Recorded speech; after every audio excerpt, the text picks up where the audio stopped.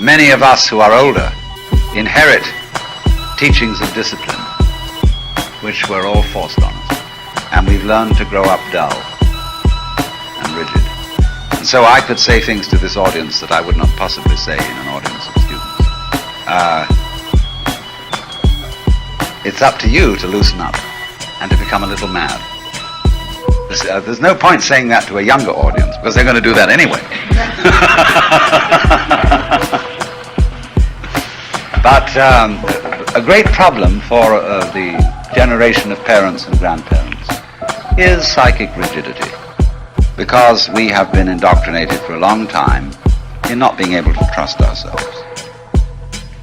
And this morning I was discussing, Chinese ideas about trusting human nature, about spontaneity, the disciplines of spontaneity, and so on and so forth. Now, this becomes of peculiar importance to people who have passed the threshold of the middle of life, because in the first half of life, if you lived your life properly, you're supposed to have set up yourself in the world and have established your business, your profession, or whatever it was.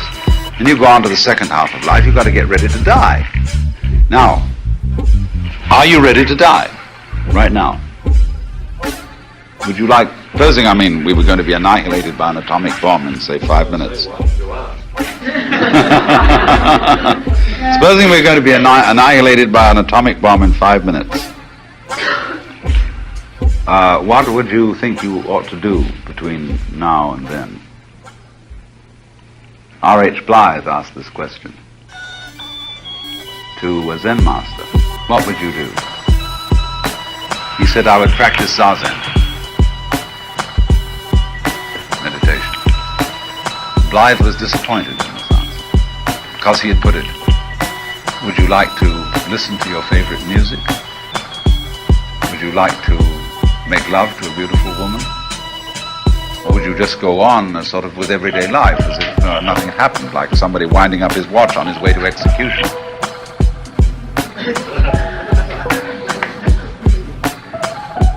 He once asked a Zen mistress, there are such ladies, old nun, who was a great Zen teacher, where do you think you're going to go when you die?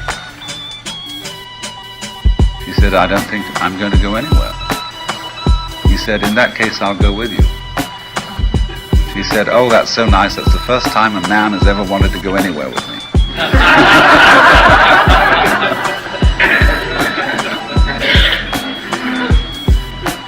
But you see, it is traditional. All cultures have understood this in some way or other, that when you enter the second half of life, the business of that part of life is to get ready to die. That sounds to us terrible, to prepare for death. It suggests preachers coming around and saying, are you ready to meet your maker? Ooh. And so as a result of that, in our culture, death is a thing that is completely swept under the carpet. You go to hospital, and they don't tell you you're going to die. They pretend it's going to be all right. Don't worry. And all your friends and relatives come around when you're lying in bed with cancer on the end of a lot of tubes. And with a kind of weak smiles on their faces say, well, won't it be nice in 2 weeks from now when you're feeling better, we'll go down to the beach and stuff the other. And you know very well, deep down, even if you won't admit it, that things are pretty rough. Especially when they start talking like that.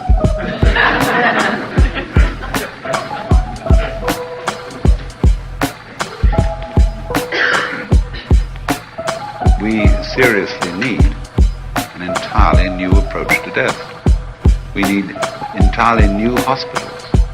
We need sanitaria for the dying, where dying is made into a work of art and a real achievement, where when you are going to die, and it becomes fairly certain this is the end.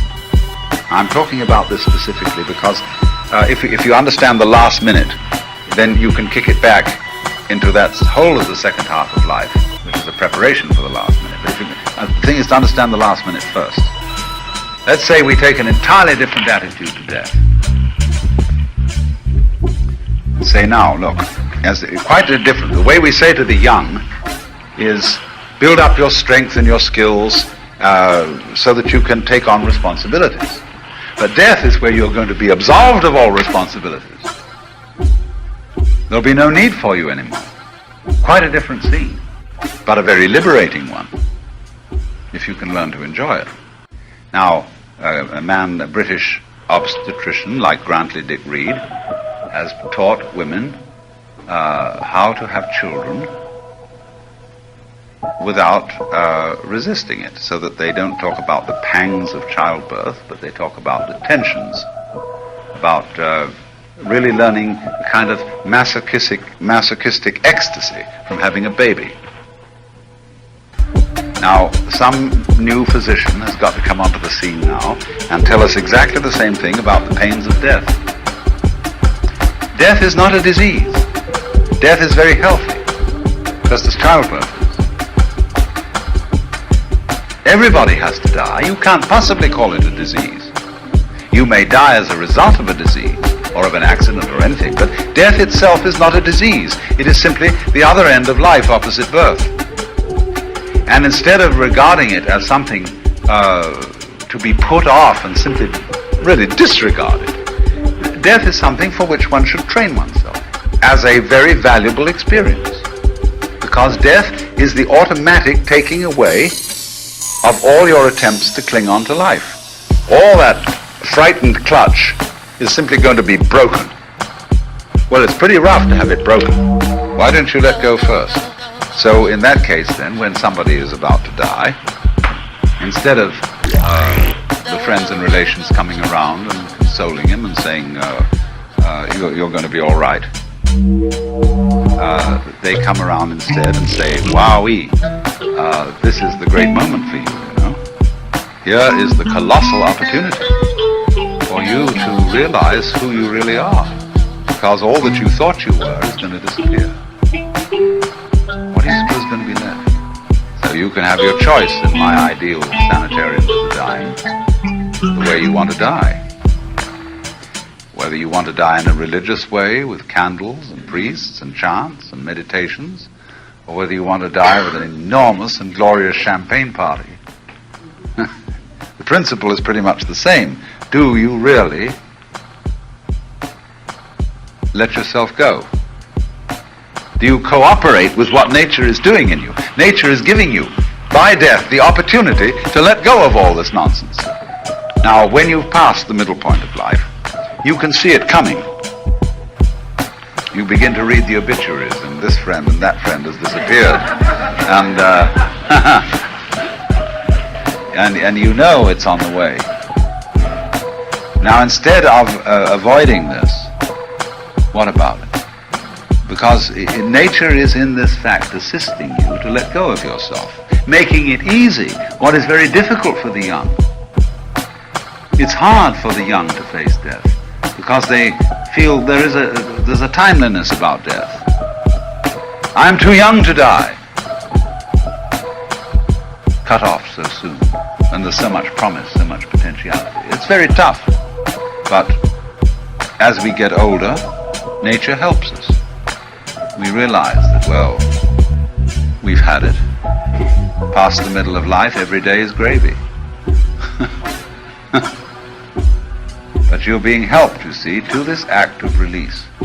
So as one of the Zen poets said, while living be a dead man thoroughly dead, and then whatever you do just as you will be right.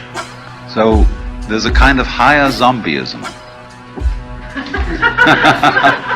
Those who are dead while alive, those who have given themselves up to death, and will therefore look forward to death as the great enlightenment, the great awakening. And this requires no hocus pocus, no beliefs in immortality that you can't really be convinced about. It's simply that it's even better for you if you have no beliefs in an afterlife. If you're willing to let the future go completely and abandon any future.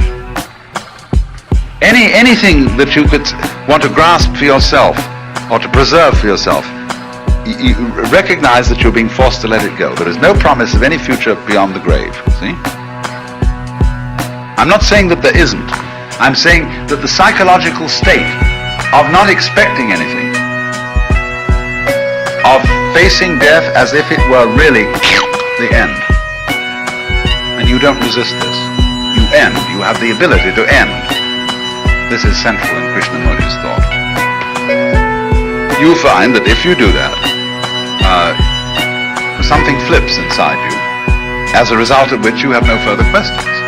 You will say to yourself, well, now for the first time I realize what life is, what it's all about. Because I'm not looking to the future to answer my question. I know there is no future.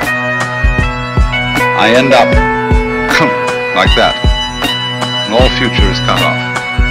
So if you do that, you see, you then can let go of yourself.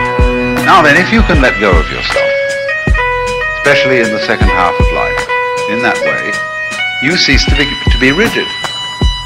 What young people don't like about old people is that they're rigid. They're stuffy. It's like Ogden Nash wrote, the trouble with a kitten is that eventually it becomes a cat.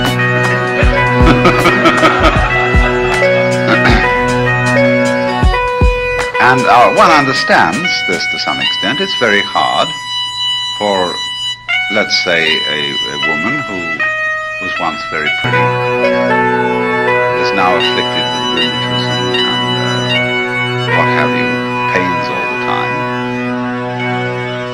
to put up with a great deal of noise and dance and stuff going on, and it just racks through your head all the time. And therefore you put on an expression that makes you look stuffy. You can't help it, it's very rough.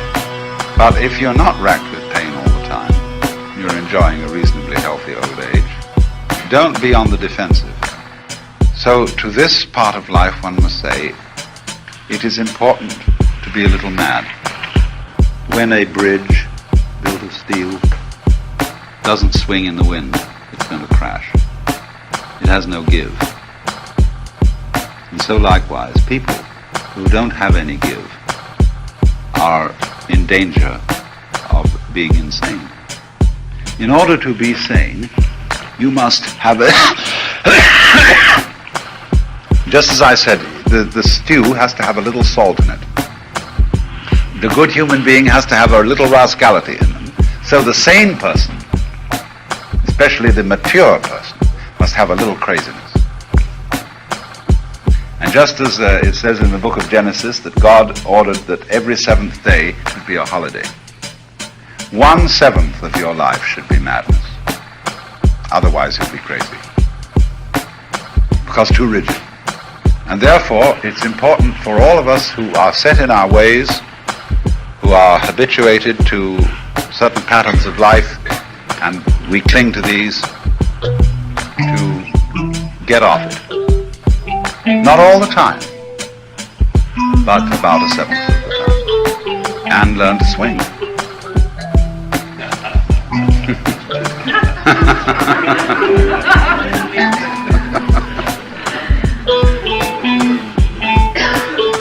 And that means that the art of meditation, shall we say, for the older people is not necessarily what the art of meditation is for the younger people.